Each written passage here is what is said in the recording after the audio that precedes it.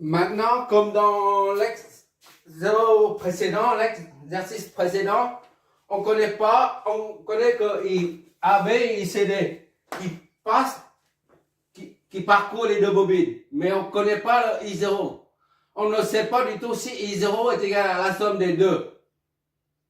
C'est-à-dire I0 est égal à IAB plus ICD. Parce que c'est qu'une supposition. Le sens du courant n'est qu'une supposition. D'accord? C'est la raison pour laquelle on va faire comme dans l'exercice précédent. On va supposer une alternance N de tension ou de courant. Là, pendant l'alternance positive ou négative, voilà. L'alternance N ici, N par exemple, N-1, N+1, ainsi de suite. Mais on ne voit rien du tout, d'accord? On ne voit rien du tout là-dedans. On ne sait pas, N se trouve est négatif ou N est positif ou en haut. Éventuellement, N peut être en haut, d'accord? Mais on ne sait pas du tout. Si c'est pendant l'alternance N, la tension est négative ou positive. On n'en sait rien, mais on n'en a pas besoin, d'accord? Juste, on se dit, voilà, pendant l'intervalle de temps N, pendant l'intervalle L, on a le sens du courant I0 s'oriente comme ça. Et IAB, ICD s'oriente comme ça, pendant l'intervalle N, d'accord? Et on se base sur cet intervalle et ces sens-là pour en déduire I0, d'accord? Et après, on en déduit à l'intervalle N+1. Ainsi de suite, d'accord? Pour l'intervalle N, I0 dans ce sens. I0 est égal à I0 module fois la phase. D'accord? Mais dans l'intervalle après, parce qu'il s'agit d'une tension sinusoïdale, le sens de I0 s'inverse. Ce qui signifie que I0 dans l'intervalle N+1, là c'est N. N+1, ça sera I0 plus ou moins 190 degrés, 180 degrés. Ça s'inverse, d'accord? À l'intervalle N, I0 c'est 0.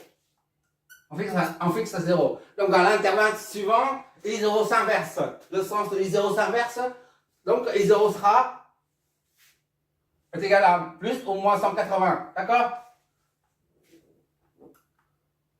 180 ici, là, I0. Positif là, pas de déphasage ici. Et l'intervalle après, c'est plus 80, 180 ou moins 180, c'est la même chose. Et est négatif là, et c'est dans ce sens-là. D'accord? Donc pour l'instant, pendant l'intervalle N, on considère qu'il n'y a pas de déphasage. D'accord? Donc pendant l'intervalle N, on a I0, IAB dans ce sens-là. IAB dans ce sens-là. Pendant l'intervalle N, on a IAB, ABF qui est ça. Donc IAB est égal à IABF, d'accord? Racine de 2, 0. Parce que IAB dans ce sens-là, d'accord? Il n'y a pas encore d'inversion de phase. Donc, est égal à IAB, c'est 100, racine de 2. IAB, F, c'est 100, racine de 2 et 0. IAB est égal à 100, racine de 2 et 0. Voilà.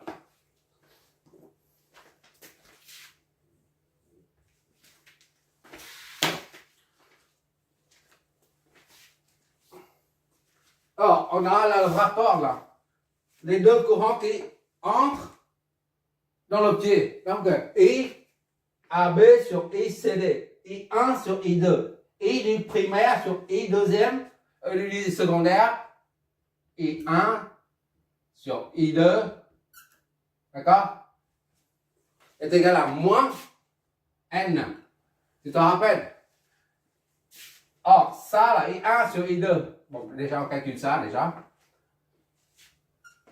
I1, c'est IAB. I2, c'est ICD. IAB sur ICD est égal à moins N. D'accord? Or, N est égal à N pour un transformateur là, ici là. N ici, ça c'est le secondaire, tension secondaire. Tu te rappelles, N est égal à V2 sur V1 est égal à N2 sur N1 est égal à I1 sur I2 est égal à racine de N2 sur N1. D'accord? Pour trouver N, là, on prend ça. On n'a pas besoin de ça. D'accord? Or, N est égal à V2 sur V1.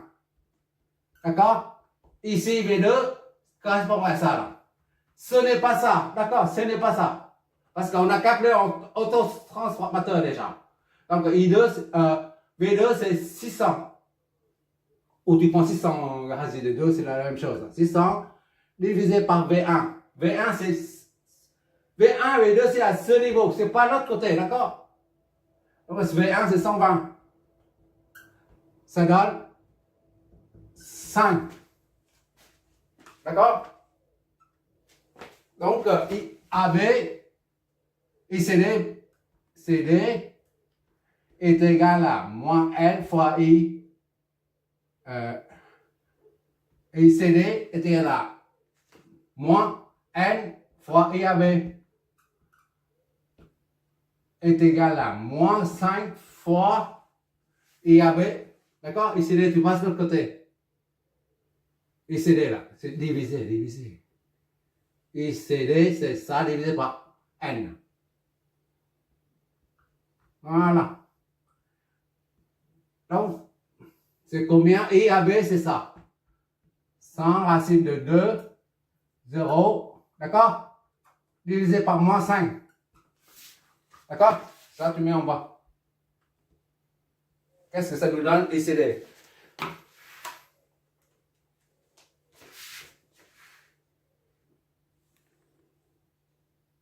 Tu vois? Ça donne ça. On va convertir en phase, modèle de phase. 180 degrés de déphasage. D'accord? On va noter tout ça. ICD. Et donc, 28, 4, 180 degrés. D'accord? Ampères.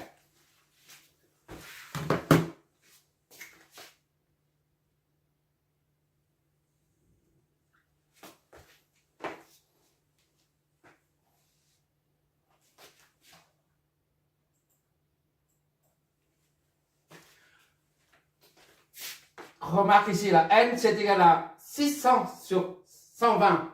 Tu es d'accord, hein? C'est pas 120 sur 600. Parce que N est égal à 120 sur 600. Si c'est le moment aussi, tu branches le primaire au secteur. Alors là, dans ce cas-là, c'est le primaire. Là, c'est le secondaire. Et le rapport, ce sera la tension au secondaire divisée par la tension primaire. Mais en l'occurrence, on a branché ça, V2, sur le secteur. Tu vois là, V2, sur le secteur. Secteur de VS2, là, 120. Parce que 120 efficace correspond à 120 efficace ici. D'accord? 120, là, V2. Quand tu branches ça sur le secteur, ça signifie que ça, c'est le primaire et ça devient le secondaire. D'accord? Et le rapport de transformation devient, dans ce cas-là, est égal à V2 sur V1. 600 sur 120. D'accord? C'est pour ça qu'on trouve 5 ici. Il ne faut pas se tromper là-dessus, hein, d'accord? Là, on a branché là sur le secteur, là, c'est 120. Là. Donc ça, c'est primaire, et ça, c'est secondaire. V2, là, secondaire, 600 divisé par primaire, c'est 120. Voilà. Maintenant, on a le sens de les phases des courants IAB, ICD. Maintenant, on peut en déduire IO. Avec le schéma là, IO est égal à IAB, avec les sens supposés, bien sûr. avec les sens supposés, on trouve ça, les deux courants. Maintenant, avec les sens supposés toujours, pendant l'intervalle n, on va en déduire I0. I0 était là, IAB plus ICD. Loi des deux. D'accord? Donc, I0 est égal à IAB plus ICD. C'est ça, hein? IAB, CD. D'accord? Donc, I0 et donc, IAB, c'est 100 racine de 2, 0, plus 28,28, 180. Donc, IO est donc égal à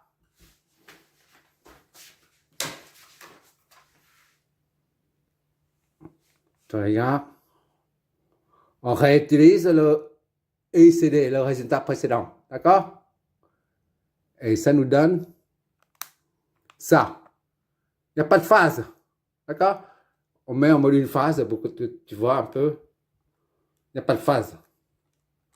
Module et phase, 0 là. D'accord? Il n'y a pas de phase. I0, c'est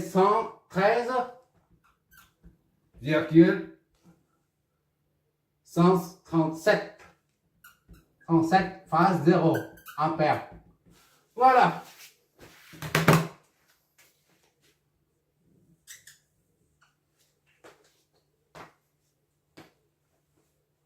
Ben, c'est bien. Donc, dans notre cas présent, là, on a les sens supposés pour I0, IAB et ICD. Il n'y a que ICD qui est pas bon, là. D'accord?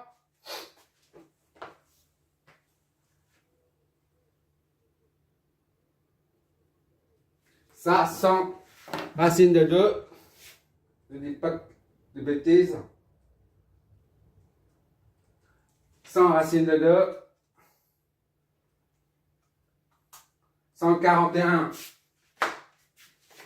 141. 422. 421, 0. Voilà. Ça ou ça, c'est la même chose.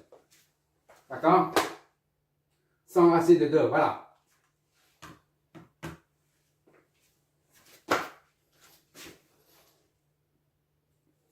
Maintenant, on va dessiner ce schéma-là, on remet le sens des courants, d'accord? Pour visualiser un peu. Là, je reprends ce schéma-là et je remets ici les deux. Maintenant, on va mettre le courant dessus. Il ne faut pas aller vite parce qu'on est là pour apprendre, d'accord? Il faut expliciter tous les paramètres. Là, pendant l'intervalle intervalle N. Voilà. L'objectif, c'est de comprendre un intervalle N, d'accord? Et ici, intervalle N plus 1, d'accord? Ça ne sert à rien d'aller vite. Bon, pendant l'intervalle N, on a dit, il n'y a pas de déphasage là, tout à l'heure, d'accord? IAB, c'est 0. Donc, IAB, il est où? IAB monte en haut, là. Donc, IAB, 0. Ça monte.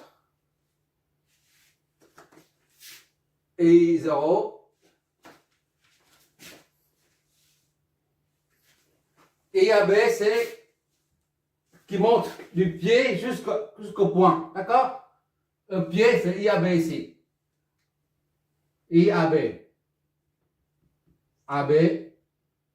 Voilà. Lui, c'est 141,421. 0. D'accord? Et IO, c'est 13.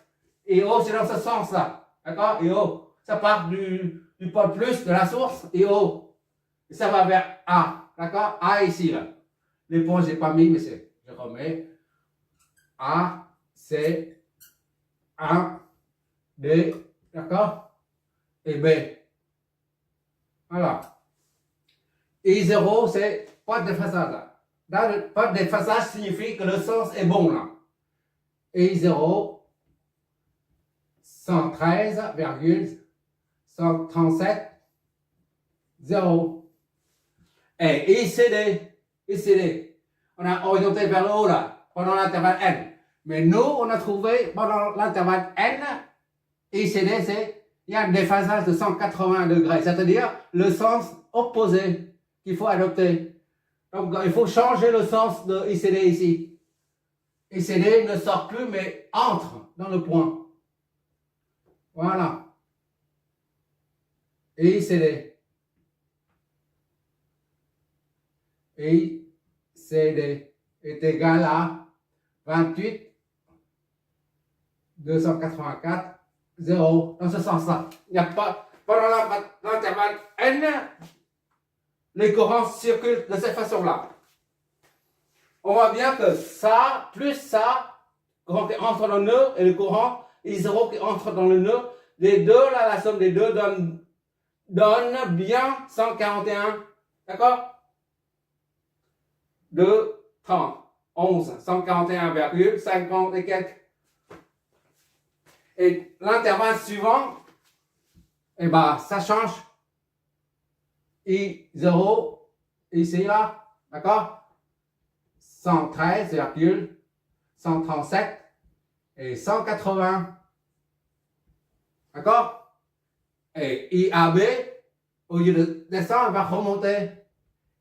IAB, 141,421, 180. Et ICD va sortir. ICD. Maintenant, ce n'est que maintenant que ça va sortir. D'accord? ICD est égal à 28,284, 180. Voilà. On voit bien que dans ce cas-là, pendant l'intervalle N, on a la somme de ça, plus ça est égal à IAB. D'accord? Et maintenant, ça est la somme des deux là, qui sort 1, 141,4 qui entre dans le nœud A, là, ici, là, est égal aux deux courants qui sortent du nœud. I0 c'est 113, plus ça est égal à ça. Ça confirme. D'accord? Maintenant, pour calculer la puissance disponible, je vais effacer tout ça en haut et puis on va calculer la puissance disponible. Maintenant, on va calculer la puissance disponible à la sortie. Quand on raccorde la charge R ici, ou pas. Mais la puissance disponible aux bornes BD sera S en puissance apparente égale à VF, VBD, efficace fois I qui parcourt ici là, I, CD, F. Efficace. D'accord? VDF c'est 480. On a déjà calculé tout à l'heure. ICDF là c'est ça. Divisé par racine de 2, ça donne 20. Voilà. On a trouvé 9,6. 480 fois 20. 9000 et quelques, d'accord? 9,6 kg qu'on appelle. S sortie disponible admissible S sortie S admissible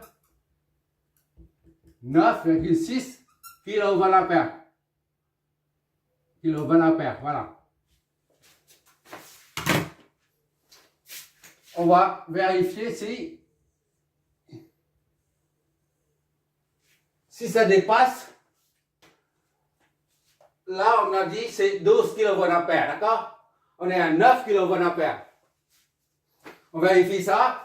Pour chaque enrôlement, là, V2 fois ICD. V2, S secondaire, V2 fois ICD. Efficace, V2 c'est combien? 600, d'accord? V2 ici c'est 600. Voilà, efficace fois ICD, c'est 20. Ça fait 12 000. Ça fait S2 est égal à 12 kVA.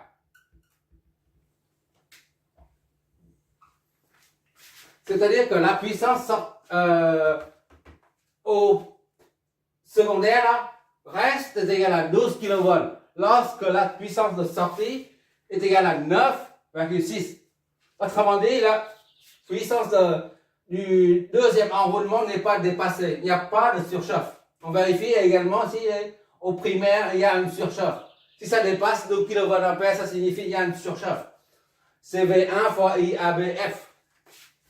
S1 est égal à V1 efficace fois IABF efficace. V1 efficace, c'est 120 fois IAB. IAB, c'est ça. Ça fait 100. Ça, c'est la même chose que 100 racine de 2, 180 degrés. Donc, la valeur efficace, c'est 100. D'accord? C'est 100. Ça donne encore 12 000. D'accord? Donc, S1 reste est égal à 12 kVA avec le courant qui passe là. Avec ce courant-là et ce courant-là, les deux enroulements restent, la puissance apparente des deux enroulements reste égale à 12 kVA comme la caractéristique constructeur. Il n'y a pas de surchauffe, d'accord? Donc, pour conclure, si on alimente via la source de tension V2 là, on aura 9 sous une tension de 4, on aura une tension sortie de l'autotransformateur de 480 volts efficace et la puissance disponible sous 480 volts efficace sera 9,6 kVA. Et dans ce cas-là, les deux enroulements du transformateur ne sont pas surchauffés. D'accord? Et c'est quoi la charge qui correspond à ça? Ah bah, il suffit de V est égal à RI, c'est tout. U est égal à RI. D'accord? Puisqu'on a I là, ICD on l'a. VBD on l'a. Donc R est égal à la charge est égale à V sur I est égal à V c'est VA là. C'est 480 efficace, d'accord? On va valeur efficace. Divisé par I c'est combien? I c'est le courant ICD qui passe là. ICD efficace c'est 20. Ici c'est 20 racine de 2 là. 28, c'est-à-dire 20 racine de 2. 180. D'accord? Donc, divisé par 20, ça donne combien? 48 divisé par 20, 24. Voilà. R est égal à 24 ohms. Pour avoir 9,6, on doit régler la charge à 24 ohms. Donc, une tension bien plus petite, 120, avec 120 volts efficace seulement, on peut espérer avoir 480 volts à la sortie, c'est-à-dire 680 volts en amplitude. D'accord? Et la puissance admissible est inférieure à la puissance disponible est inférieure à la puissance du transport conventionnel, c'est-à-dire inférieure à la puissance recommandée par le constructeur. D'accord? Maintenant, on va faire la même chose avec la première source de tension pour voir si on aura 480 volts à la sortie là, c'est-à-dire 680 volts, 480 volts efficace, c'est-à-dire 680 volts en amplitude, et on verra combien de kVA à la sortie on obtiendra. D'accord? Maintenant, je vais effacer tout ça, on va refaire l'exo, Parce qu'on nous demande quelle est la source VS1 ou bien VS2 à utiliser. Et câblé pour pouvoir alimenter une charge sous Vmax est égal à 480. On va utiliser ça et on va voir si on doit obtenir 480 volts. Et quelle puissance disponible sous 480 volts qu'on va obtenir. D'accord? Et la charge correspondante. C'est-à-dire on fait la même chose, mais avec un autre schéma. Je vais faire un schéma. Là, j'ai tout effacé. Là, je remets les résultats obtenus avec la tension VS2 lorsqu'on branche le transformateur sur la prise de V2, d'accord? Et on obtient 480 volts avec la puissance sortie 9,6 kVA. Et à ce niveau-là, S1 et S2 reste est égal à 12 kV. Il n'y a pas de surchauffe, d'accord? Et R est égal à 24 pour avoir 9,6 kVA. Maintenant, ça, je mets tout ça là-bas. Maintenant, je vais effacer ça et je vais faire un deuxième schéma pour câbler avec VS1.